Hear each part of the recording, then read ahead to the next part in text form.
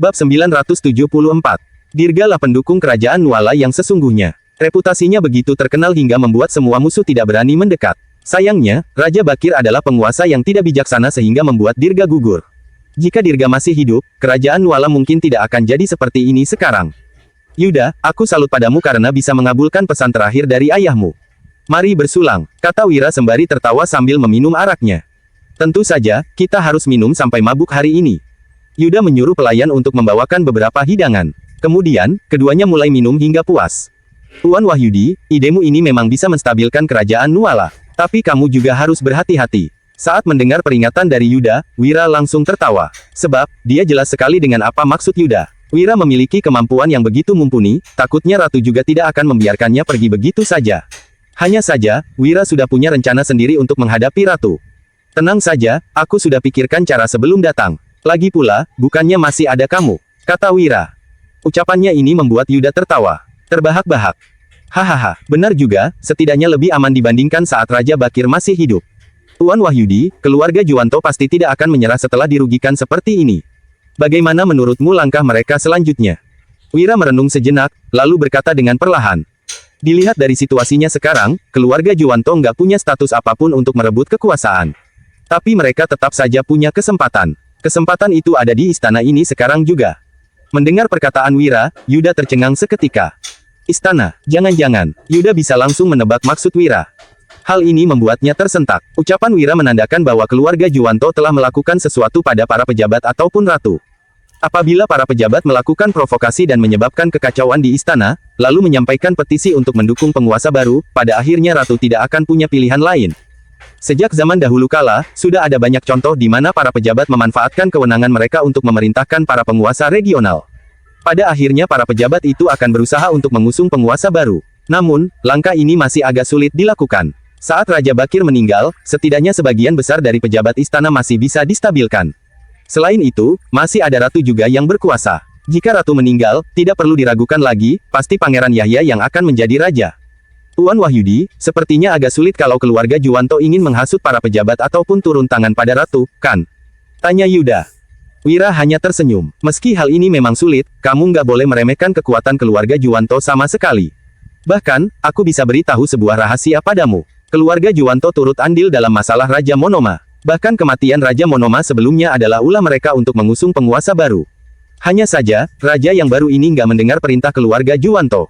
Perkataan Wira ini semakin membuat Yuda kaget. Bab 975. Sudahlah, jangan bicarakan masalah ini dulu hari ini, kata Wira sesaat kemudian. Mereka tidak lagi membahas masalah pemerintahan, melainkan minum arak sepuasnya. Pada dasarnya, Wira dan Yuda memang sebaya, ditambah lagi mereka saling mengagumi sehingga keduanya cepat akrab. Lagi pula, mereka tahu bahwa kesempatan ini sangat langka. Saat ini situasi sudah mulai kacau dan bahaya mengintai di mana-mana, mungkin mereka tidak akan punya kesempatan lagi untuk minum sepuasnya kelak. Waktu terus bergulir, saat ini telah tengah malam. Meski telah banyak meminum arak, kedua orang itu masih tetap bersemangat. Ayo minum, seru Yuda sambil kembali menuangkan arak di cangkir Wira. Kedua orang itu menenggak arak hingga habis, Yuda memandang Wira dengan tatapan berbinar. Tuan Wahyudi, aku punya sebuah hadiah untukmu. Mendengar ucapan ini, Wira hanya tersenyum sambil menatap Yuda dengan kebingungan. Hadiah? Gak ada perayaan apapun, kenapa tiba-tiba memberiku hadiah? Yuda tidak menjawabnya, melainkan langsung menyerahkan sebuah kitab rahasia kepada Wira. Kitab ini memuat teknik tinju militer. Teknik ini sebelumnya memang sudah beredar luas, tapi isinya tidak lengkap. Ini adalah satu-satunya teknik tinju militer yang selengkapnya. Kalau kamu bisa pelajari teknik ini, pasti kamu akan selamat. Meski Wira pernah belajar seni bela diri sebelumnya, sebenarnya dia merasa benda ini tidak terlalu berguna baginya. Bagaimanapun, Wira punya pistol. Musuh sehebat apapun yang muncul, Wira bisa menembaknya mati. Lantas, untuk apa lagi dia mempelajari teknik seperti ini? Lagi pula Wira sudah merakit granat sekarang. Kalaupun ada bahaya ataupun musuh dalam jumlah banyak, mereka pasti tidak akan bisa menang melawan granat Wira. Oleh karena itu, Wira menolaknya dengan melambaikan tangan. Aku nggak usah belajar hal seperti ini lagi. Namun, ekspresi Yuda malah tampak tak berdaya. Dia menggelengkan kepala sambil berkata, saat ini kondisi negara sedang nggak stabil. Aku juga nggak tahu bisa berapa lama lagi hidup di dunia ini. Ayahku mewariskan teknik ini padaku untuk menyuruhku meneruskannya. Tapi sekarang, aku nggak tahu harus mewariskannya kepada siapa. Tuan Wahyudi, kamu sangat berkompeten dan cerdik. Kamu adalah orang yang paling cocok untuk meneruskan teknik ini. Mohon terimalah. Melihat wajah Yuda yang serius dan tulus, Wira tidak lagi ragu-ragu. Dia mengangguk dan berkata, "Kalau begitu aku akan menerimanya dengan senang hati." Yuda tersenyum gembira, dia berjalan ke hadapan Wira untuk memberi hormat dan berkata, "Tuan Wahyudi, perhatikan baik-baik." Usai bicara, Yuda langsung mempraktikkan gerakannya.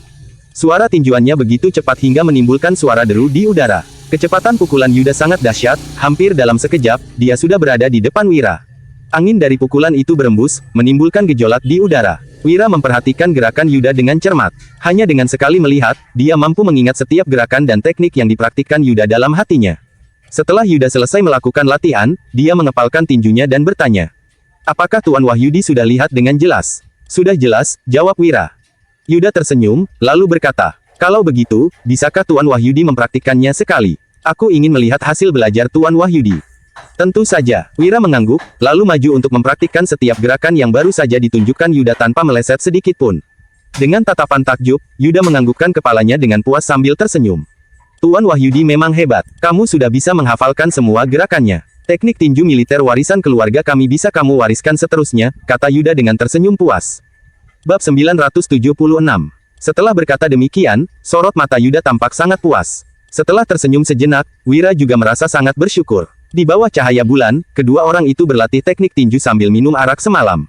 Tanpa sadar, pagi telah tiba. Pada saat ini, Sigra sedang duduk di ruang kerjanya. Setelah mengetahui hal ini, dia jadi tampak kaget. Farel memasuki ruangan tersebut dan merasa lucu saat melihat ekspresi ayahnya. "Ayah, keluarga Juwanto benar-benar rugi besar kali ini. Tak disangka bibi pintar juga." Mendengar penuturan Farel, Sigra juga tersenyum sejenak. "Takutnya, ini bukan ide dari bibimu." Begitu ucapan itu dilontarkan, Farel merasa bingung. "Apa maksudnya?" Sigra menjawab, "2 hari yang lalu, ada seseorang yang memasuki ibu kota dan bergegas ke tempat ratu. Mata-mata kita nggak melihat jelas siapa orang itu sebenarnya, tapi dia melihat orang itu berganti pakaian dan pergi ke kediaman Yuda." Farel langsung tersentak mendengar ucapan ayahnya. "Ayah, maksudmu, tidak banyak orang yang bisa memasuki istana dan pergi ke kediaman Yuda di saat-saat seperti ini. Dari semua tebakannya, hanya satu orang yang paling memungkinkan melakukan semua ini. Orang itu adalah Wira." "Hehe, temanmu itu benar-benar pandai strategi. Bahkan aku saja nggak kepikiran cara ini." Sigra menarik napas dalam-dalam saat mengatakan hal ini. Farel juga mengangguk menyetujuinya. "Benar, cara ini memang sangat terang-terangan dan mengintimidasi, membuat orang nggak berdaya melawannya." Awalnya Farel merasa kaget karena mengira ini adalah ide ratu, tak disangka ini ternyata adalah taktik dari Wira. Pantas saja Farel merasa cara ini tidak terasa asing. "Farel, menurutmu apa tujuan Wira melakukan hal ini? Jangan-jangan dia berpihak pada ratu?" Sigra tidak mungkin tidak merasa waspada, Wira benar-benar terlalu pintar. Dengan strategi dan kemampuan seperti ini, bisa dibilang Wira adalah strategis paling hebat yang pernah ditemuinya. Wira selalu saja punya cara sendiri untuk menangani semua masalah dan bahaya. Orang seperti ini cukup untuk melawan puluh ribuan pasukan. Farel menggeleng dan berkata, "Ayah, Wira nggak akan berpihak pada ratu. Dia pernah bilang bahwa tujuannya adalah untuk menjaga agar kerajaan Nuala tidak terjadi kekacauan besar. Dilihat dari tindakannya sekarang, sepertinya memang itu yang sedang dilakukannya. Jadi, aku merasa dia bukan mengabdi pada ratu, dia hanya nggak mau bisnisnya terpengaruh." Begitu mendengar pendapat Farel, Sigra pun menarik napas dalam-dalam, dia tetap saja tidak bisa merasa tenang. "Ayah khawatir padanya?" tanya Farel ketika melihat ekspresi Sigra. Sigra pun menjawab dengan terus terang, "Iya, aku memang nggak tenang. Mana mungkin dia bisa tenang menghadapi orang sepintar Wira ini?" "Ayah tenang saja, Wira bukan orang yang mudah dikendalikan. Dia punya banyak pasukan sendiri. Kalaupun nggak merebut kekuasaan, sepertinya sudah cukup baginya untuk melindungi diri." Sigra mengangguk setuju pada ucapan putrinya. "Hanya saja, kita tetap harus waspada dengan orang seperti ini. Bagaimanapun, dia ini sudah terlalu pintar. Apa kamu mengerti?" "Aku mengerti. Ayah tenang saja, aku tahu batasannya," pinta Farel untuk menenangkan hati ayahnya. Bab 977. Sigra hanya bisa tertawa menanggapinya. Hanya dia sendiri yang tahu apakah dia benar-benar bisa tenang menghadapi semua ini. Setelah selesai menangani urusan di ibu kota, sudah saatnya Wira pergi meninggalkan tempat ini. Hanya saja, Jihan masih merasa tidak rela. "Tuan, aku tahu kemampuanmu sangat hebat. Kalau kamu bersedia membantuku, aku akan memberimu gelar sebagai penasihat agung untuk melayani putra mahkota. Kelak, kamu juga bisa menjadi pemimpin dari semua pejabat." Pinta Jihan mencoba membujuknya. Penasihat yang memimpin semua pejabat bukanlah posisi yang bisa dimiliki oleh orang awam. Bahkan, sebagian besar pejabat tidak berkompeten untuk menduduki posisi ini. Wira merasa agak kaget, dia tidak menyangka ratu akan setulus ini. Hanya saja, Wira tetap menolak dengan halus, "Yang mulia ratu, saya mengerti niat baik Anda. Tapi saya tidak berminat dalam masalah pemerintahan ataupun menjadi pejabat. Saya adalah orang yang bebas dan suka hidup bersenang-senang. Tapi Yang Mulia Ratu tenang saja, saya tahu kewajiban saya sendiri. Dengan kekacauan saat ini, saya pasti akan berpihak pada Ratu. Selama negara ini dalam keadaan damai, aku baru bisa menjalankan bisnis dengan tenang dan hidup bahagia. Jadi, inilah alasanku datang untuk membantu Yang Mulia Ratu kali ini. Wira menceritakan semuanya dengan terus terang. Setelah mendengarnya, Ratu juga mengangguk. Dia bisa memahami kepribadian Wira. Bisa dilihat dari sifatnya, orang ini memang tidak suka menjadi pejabat. Sejak dia kenal dengan Wira, Wira hanya peduli dengan bagaimana dia harus berbisnis dan menghasilkan uang. Selama ini, pendirian Wira tetap tidak berubah. Aku merasa sangat menyayangkannya. Tuan, penawaranku tetap berlaku untukmu. Kalau kamu berminat, kamu bisa mencariku kapan saja. Jihan menghela napas ringan. Berhubung Wira telah membulatkan tekadnya, Jihan juga tidak bisa menghalanginya. Yang Mulia Ratu, kujamin keluarga Juwanto tidak akan melakukan apapun. Berhati-hatilah dalam pemerintahan, keselamatanmu sendiri, dan juga Raja Monoma. Setelah Wira selesai mengucapkan semua itu, Jihan pun mengangguk padanya. Aku mengerti, akan kuantarkan kamu, Tuan. Jihan sendiri yang mengantarkan Wira keluar dari istana. Kedatangan Wira di ibu kota kali ini tidak berlangsung lama. Hanya dalam 2 hari saja dia sudah menyelesaikan semuanya. Pada saat ini, Wira menunggangi kudanya untuk kembali ke Dusun Darmadi bersama Danu. Kak Wira, strategimu kali ini benar-benar hebat. Hanya saja, apakah keluarga Juwanto akan tahu bahwa ini adalah idemu? Danu hanya mengkhawatirkan keluarga Juwanto akan mencelakai Wira jika mengetahui hal ini. Keluarga Juwanto bukanlah keluarga biasa. Jika mereka turun tangan, takutnya akan terjadi kekacauan besar. Wira hanya menghela napas. Belum tahu untuk saat ini, tapi mungkin akan tahu suatu hari nanti. Tapi kamu tenang saja, kalaupun keluarga Juwanto ingin balas dendam, dia nggak akan bisa mendapatkan keuntungan di Dusun Darmadi. Hehe, Kak Wira, apakah kakak akan menikah sepulangnya nanti? Tanya Danu tiba-tiba saat terpikirkan akan hal ini. Wira telah membuat Dusun Darmadi menjadi benteng yang kuat. Jika keluarga Juwanto berani datang mencari gara-gara, Wira akan membuat mereka menyesali perbuatannya. Wira mengedipkan matanya perlahan, sepertinya memang sudah saatnya. Meski negara ini belum aman, hal ini tidak memengaruhi dirinya. Lagi pula, kalaupun Wira bisa menunggu, para wanita itu tetap saja harus diberi status. Dunia zaman ini berbeda dengan zaman modern, Wira harus lebih memperhatikan para wanita itu. Pasti akan sibuk sepulangnya nanti, gumam Wira sambil tersenyum. Kedua orang itu pun bergegas pulang ke Dusun Darmadi. Bab 978. Berita kepulangan Wira diberitahukan kepada Wulan dan yang lainnya langsung. Wira takut bahwa mereka akan mengkhawatirkan dirinya. Oleh karena itu, dia menyuruh Yuda untuk mengirimkan merpati surat kepada mereka pagi ini, karena itulah, saat Wulan dan yang lainnya menerima surat ini, mereka sangat bergembira. Ditambah lagi dengan kejadian dalam 2 hari belakangan ini, mereka menjadi semakin tidak tenang. Suamiku sudah mau pulang, kalian berdua sudah mau menikah. Sepertinya kalian juga sudah nggak sabar, kan? Tanya Wulan pada Dian dan Dewina dengan nada menggoda. Mendengarnya, kedua gadis itu langsung tersipu. Sejujurnya, mereka sudah lama menunggu hari ini. Mereka belum pernah merasakan penantian seperti ini. Dalam hal ini, Wulan juga turut merasakan hal yang sama. Hanya saja, saat itu Wulan masih belum terlalu memikirkan hal ini. Saat Wulan menikah dengan Wira beberapa tahun lalu, meski Wira termasuk berjasa, tapi saat itu dia masih seorang pengangguran. Wulan merasa sangat gelisah saat menikah dengannya. Namun, kini, sifat Wira telah berubah, Wulan benar-benar menyukai sifatnya yang sekarang. Meski mereka telah menikah, jika Wira mengatakan ingin menikahinya lagi, Wulan tetap akan merasa terharu dan penuh harap. Seisi Dusun Darmadi dihias dengan berbagai dekorasi yang meriah. Bagaimanapun, Wira pernah mengatakan akan langsung menikah setelah pulang nanti. Kini Wira sudah dalam perjalanan pulang, tentunya semua orang di Dusun Darmadi mulai sibuk mempersiapkan hal ini. Setelah dihias dengan meriah, Wira sendiri bahkan terkejut melihat pemandangan ini saat tiba di Dusun Darmadi. Lumayan juga persiapannya, puji Wira saat turun dari kuda bersama Danu. Wulan dan Putro langsung menghampiri mereka untuk menyambutnya. Namun, Wira tidak melihat sosok Dian dan Dewina, sehingga dia bertanya dengan penasaran. Kenapa mereka nggak kelihatan? Begitu ucapan itu dilontarkan, Wulan langsung tersenyum dan menggodanya. Tentu saja mereka malu. Suamiku, kita sudah pilihkan hari yang bagus. 2 hari lagi upacaranya akan diadakan. Jadi, kamu nggak akan bisa bertemu mereka dalam 2 hari ini. Wira langsung mengerti setelah Wulan mengatakan hal itu. Memang sebaiknya pengantin tidak bertemu dulu beberapa hari menjelang pernikahan. Lalu bagaimana denganmu? Kenapa kamu keluar untuk menemuiku? Tanya Wira sambil tersenyum menatap Wulan. Wajah Wulan langsung merah padam saat berkata, aku tentu saja aku nggak malu lagi. Mendengar pengakuannya, Wira langsung tertawa terbahak-bahak sambil menggandengnya kembali ke Dusun Darmadi. Waktu 2 hari berlalu dengan cepat. Wira memang tidak memberitahu hal ini kepada banyak orang, hanya warga Dusun Darmadi yang tahu akan hal ini. Meski pernikahan memang seharusnya dirayakan dengan meriah, Wira tetap merasa harus rendah hati. Pada saat ini, Wira sangat senang saat melihat ketiga istrinya yang mengenakan gaun pengantin yang cantik. Suasana di Dusun Darmadi sangatlah ramai. Waktu terus bergulir, hanya dalam sekejap, malam pun tiba. Wira merasa agak kesulitan. Kali ini, dia menikahi 3 istri sekaligus. Meski Wulan memang sudah istrinya, Wira tetap saja ingin memulai kehidupan baru dengan wanita itu. Namun, kini, Wira merasa pusing saat memikirkan harus malam pengantin dengan 3 orang istri ini. Bedanu dan yang lainnya mengantarkan Wira ke kediamannya dan mulai mengejeknya. Hahaha, Kak, Wira bakal sibuk malam ini sama 3 pengantin. Iya nih, 3 istri menunggumu, Kak. Kakak harus pilih dengan bijaksana mau masuk ke kamar yang mana duluan. Sekelompok orang ini merasa senang melihat Wira kebingungan. Wira memelototi mereka dengan kesal. Sudahlah. Kalian pulang saja, aku mau melanjutkan malam pengantin. Usir Wira. Bab 979. Wira merasa dilema saat melihat ketiga kamar yang menyala terang. Pada saat ini juga, Wulan tiba-tiba bersuara.